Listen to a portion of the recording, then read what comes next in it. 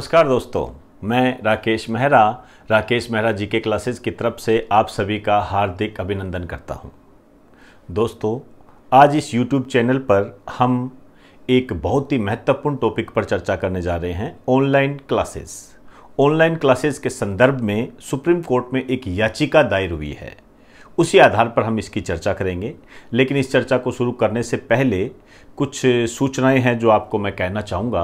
सूचना ये है कि कुछ टेक्निकल प्रॉब्लम के कारण ऑनलाइन स्टडी मटेरियल और करंट जीके से संबंधित वीडियोस अपलोड नहीं किए जा रहे हैं। इसमें मान के चलिए एक दिन की और समस्या है, उसके बाद में ये रेगुलर हो जाएगा सारा। तो थोड़ा सा धैर्य बनाकर रखें, आपके लिए ही लगे हुए हैं हम और आपके लिए ही प्रयासरत है, तो आपसे इस सहयोग की हम उम्मीद करते हैं। उसके अलावा एक बात और है जो आपको मैं कहना चाहूँगा कि आपको जब भी कोई भी वीडियो उपलब्ध करवाया जाता है, कोई भी स्टडी मटेरियल उपलब्ध करवाया जाता है, इसे आप रिवाइज जरूर करें। यदि आप रिवाइज नहीं करोगे तो मान के चलना वो मिट्टी बन जाएगा और वो आपके कोई काम नहीं आएगा। ऐसा मैं इसलिए कह रहा हूँ क्योंकि इस दौरान कई बच्चों के साथ मेरी चर्चाएं हुई, मैंने उनसे कुछ क्वेश्चन पुटअप किए, तो नॉर्मल से नॉर्मल क्वेश्चन वो बता नहीं पाए थे और ऐसी हालात ही मैं अन्य स्टूडेंट के साथ महसूस कर सकता हूं। तो मान के चलें, रिवाइज करें। बिना रिवाइज के सफलता मिलना मुश्किल है। इसके अलावा यदि आपको ये वीडियो पसंद आता है तो आप इसे सोशल मीडिया पर शेयर करें और डिस्क्रिप्शन में जो लिंक दिए गए हैं उन्हें आप बखूबी अपलोड कर लें। तो अब मैं अपना टॉपिक स्टार्ट करता हूं। हेडिंग डाल दीजिए, सुप्रीम कोर्ट में याचिका।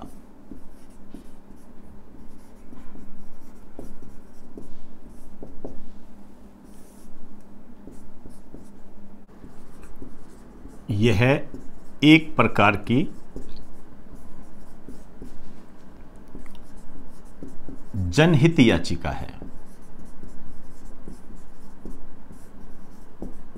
एक प्रकार की जनहित याचिका है। देखो, एक तो जो याचिका होती है वो पर्सनल लगाई जाती है। जैसे मैंने अपने काम के लिए कोई याचिका लगाई तो वो नॉर्मल याचिका हो गई, लेकिन जो मैंने पब्लिक के हित के लिए लगाई, नाम से देखो जनहित याचिका, पब्लिक के लिए लगाई तो उसको हम कहते हैं जनहित याचिका। इसका पूरा नाम भी यदि हम देखेंगे तो PIL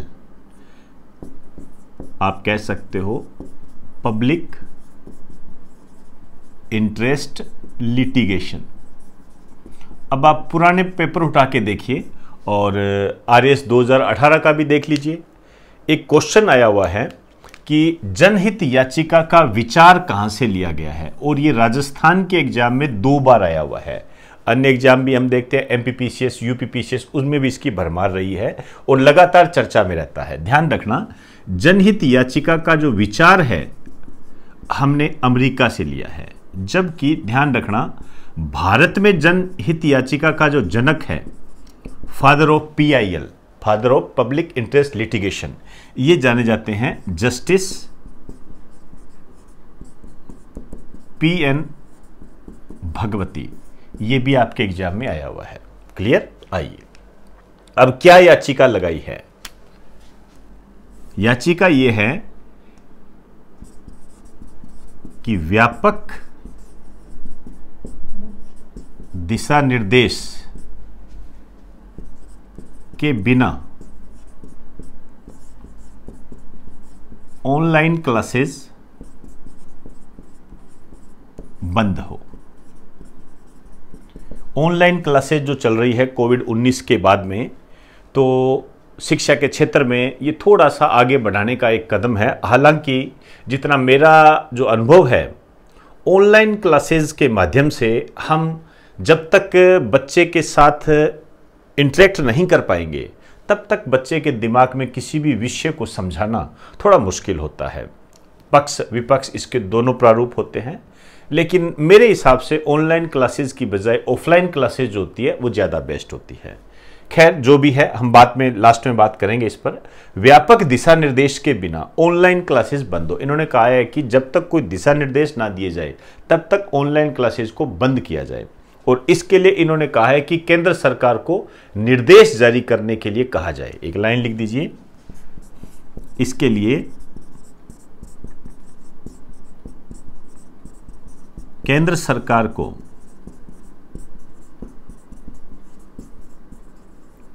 निर्देश जारी करने के लिए कहा जाए।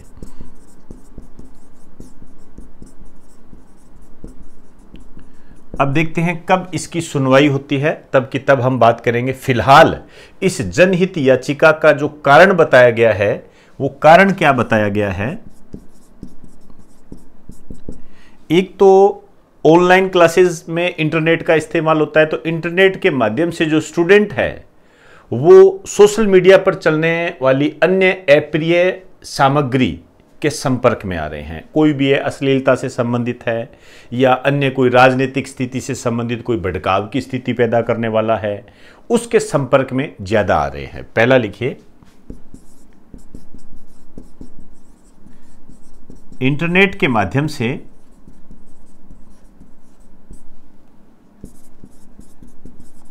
सोशल मीडिया के संपर्क में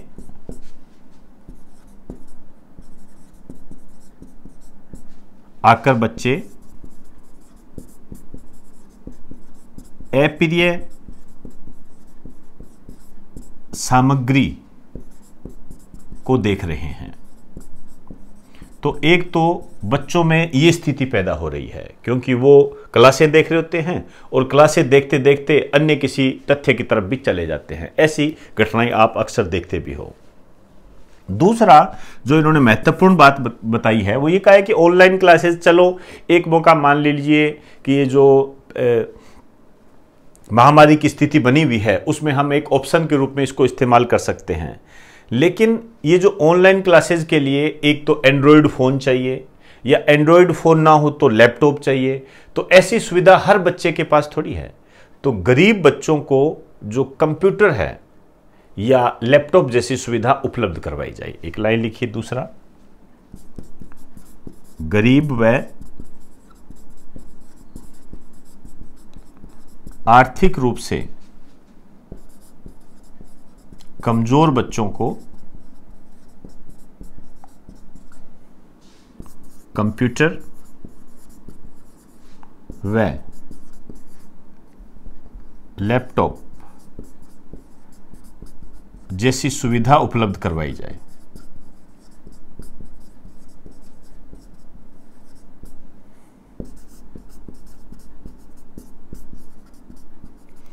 इसके दो मेन रीजन यही बताए गए, लेकिन और भी कई कारण हैं।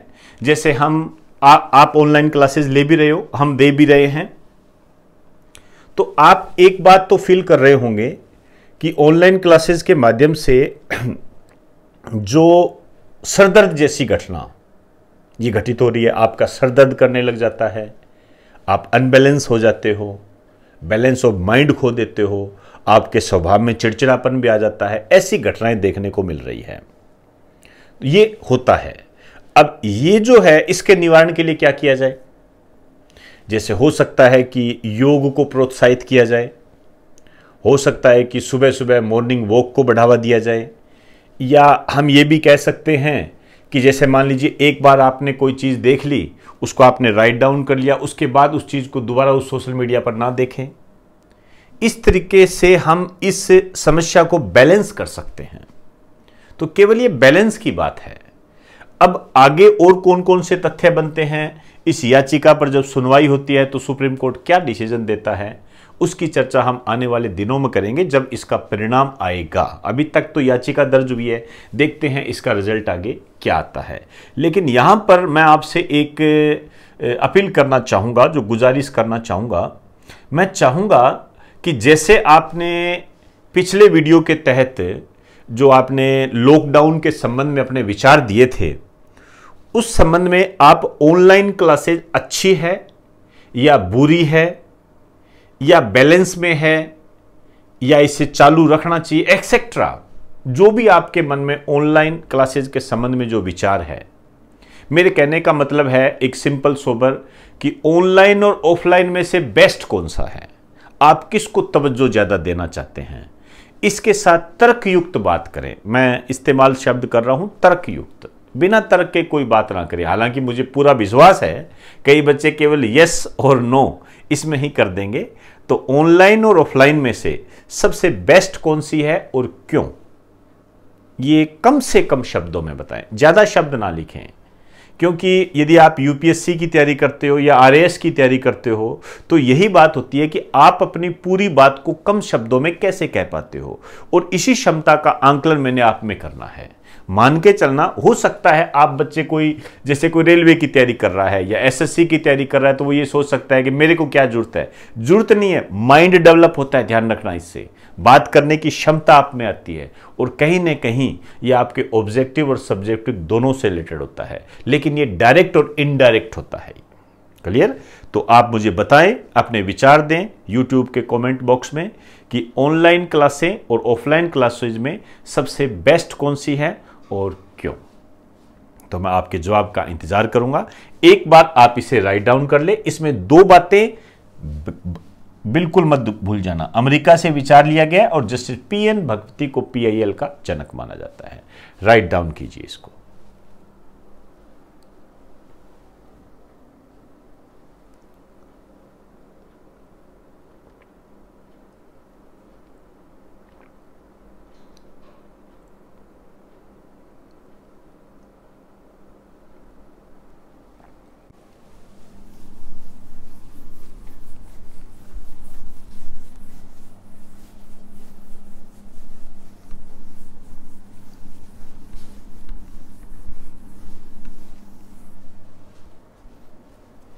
आइए,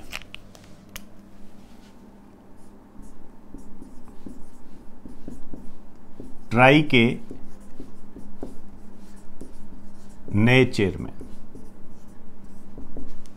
ये है पीडी वाघेला। पीडी वाघेला जो है ये ट्राई के नए चेयरमैन है। एक क्वेश्चन तो करंट के आधार पर तो यही बन गया। मुझे याद आ रहा है 2013 में एक बैंक का एग्जाम हुआ था, तब एक बच्चे ने मुझसे पूछा था, उसने कहा था सर हमारे एग्जाम में ट्राई का पूरा नाम आया है। बात 2013 की है, लेकिन कोई हैरत की बात नहीं है। ट्राई आपसे ये पूछा गया, इसका कारण जो था उस टाइम, वो आप जानते हो कि 2G स्पेक्ट्रम तब थोड़ा बहुत चर्चा में आने लगा था। 2G स्पेक्ट्रम घोटाला वगैरह है ना, वो उससे रिलेटेड करके ट्राई का पूछा था। 2013 या 2012 की बात है ये। तब ये क्वेश्चन, खैर आप तो ये मानिए कि उस टाइम ये क्वेश्चन आया था उन सालों में, ये ट्राई का, तो 2G स्पेक्ट्रम से रिलेटेड करके ये क्वेश्चन पूछा गया था। तो ये जो ट्राई है इसकी बात करेंगे हम। इसका पूरा नाम आपने ध्यान रखना है, टेलीकॉम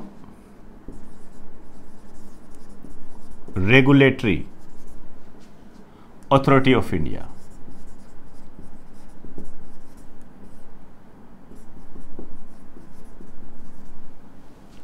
वास्तव में देखिए क्या है ये। यह है भारत में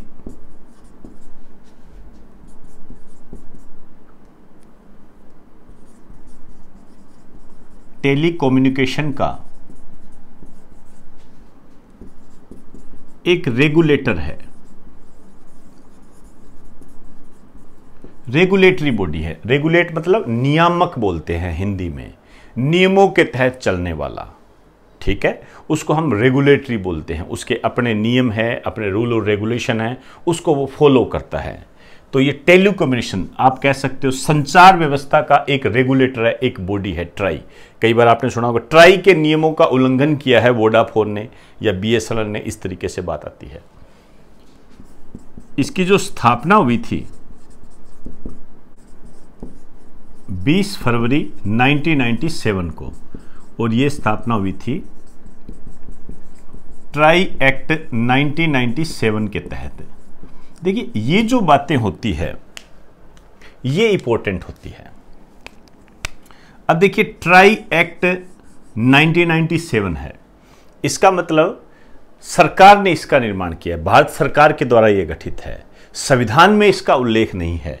तो एक तरीके से आप ये कह सकते हो कि ये जो ट्राई है, ध्यान रखना, नॉन कॉन्स्टिट्यूशनल बॉडी है,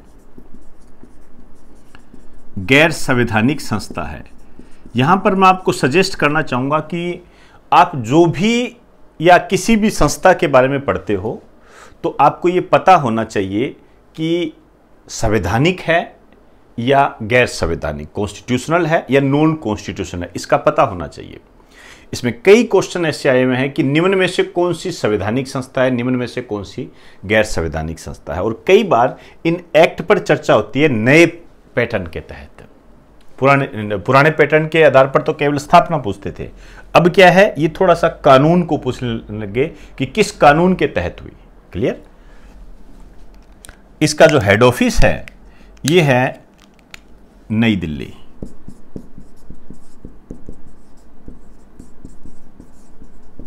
और ये जो काम करती है, आप एक लाइन और लिख दीजिए, ये है भारत में दूर संचार को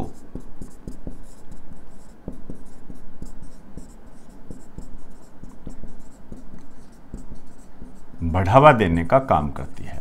भारत में दूर संचार को बढ़ावा देने का काम करती है। तो एक पॉइंट तो छोटा सा आपके सामने ये हो गया। अब मैं एक बात और करना चाहूंगा। बेल्जियम के नए प्रधानमंत्री, इन बातों को आपने ध्यान रखना है।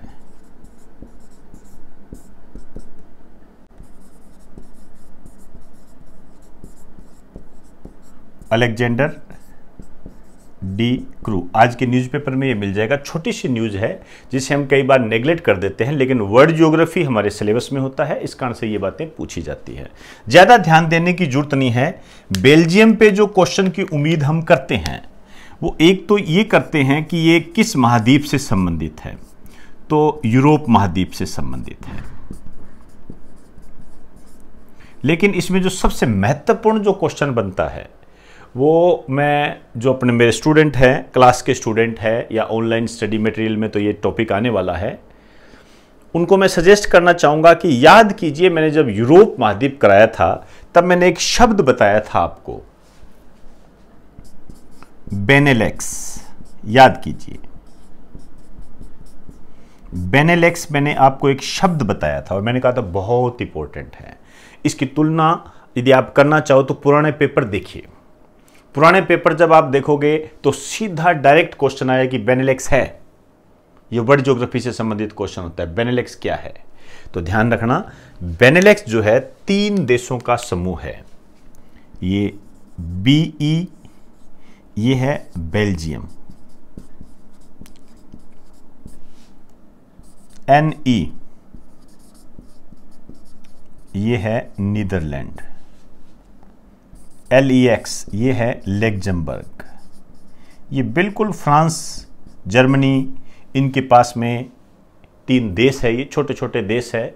ऊपर की तरफ इसमें उत्तरी सागर पड़ता है, साइड में देखोगे ब्रिटेन वाली स्थिति आ जाती है। ये मैप में आप देख सकते हो। तो बेनेलेक्स का ध्यान रखना है, 3 देशों का समूह है, बेल्जियम, नीदरलैंड, लग्जमबर्ग। क्लियर। जिससे अपन ने पिछले वीडियो में बात किया था ना, काकेसस राज्य, जॉर्जिया, अजरबैजान, आर्मीनिया, वैसे स्कैंडिनेवियन देश भी होता है इसी तरीके से एक, और भी बहुत सारे आइबेरियन द्वीप होते हैं, तो उन पर हमें ध्यान देना है। क्लियर। तो एक बार आप इसे राइट डाउन कीजिए।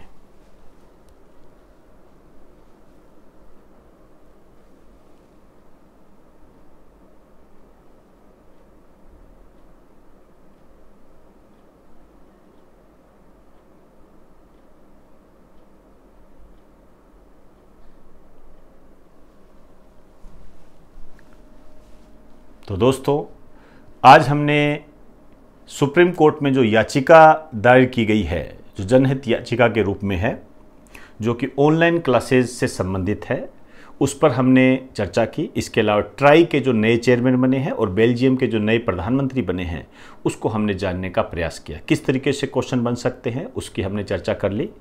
आप इसको बखूबी राइट डाउन कर ले और बार बार रिपीट करते जाएं। मैं एक बात वापस रिपीट कर दूं, ये बार बार रिपीट करते जाएं।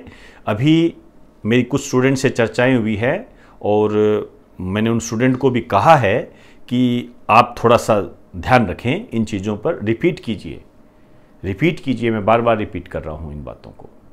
बिना रिपीट के काम नहीं चलेगा। रिवाइज करो ज़्यादा से ज़्यादा।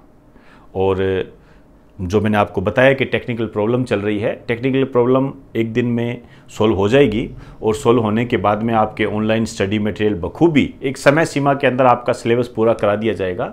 ये ध्यान रखिए आप। कई बच्चे ऐसे सोचते हैं कि पता नहीं कब होगा, उसकी टेंशन आपको रखने की जरूरत नहीं है। आप तो राइट डाउन करो और रिवाइज करते जाओ, आपको उसी दिशा में चलना है। क्लियर? तो दोस्तों, इस वीडियो को ज़्यादा से ज़्यादा अपने फ्रेंड सर्कल में शेयर करें और डिस्क्रिप्शन में जो लिंक दिए गए हैं उन्हें आप डाउनलोड कर लें। तो इजाज़त दीजिए, आप सभी को मेरा नमस्कार।